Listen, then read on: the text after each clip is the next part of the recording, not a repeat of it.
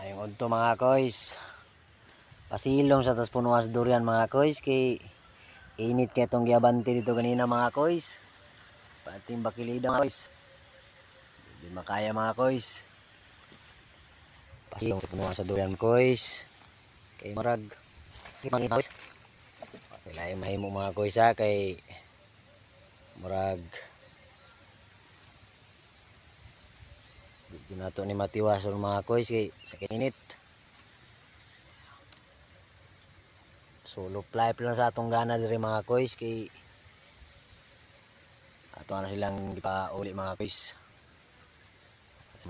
Atong agalon ng mga koys kay ati manunon pa kayo mga gagmay nga mga kuan mga koys kay di naman ka ayo ka timan ato ang earpat mga koys.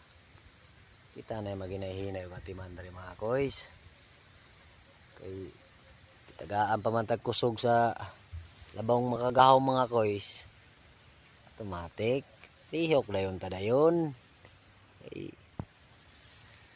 Isod kay magtapor-tapor ron mga koys kay mura tag pensyonado ana.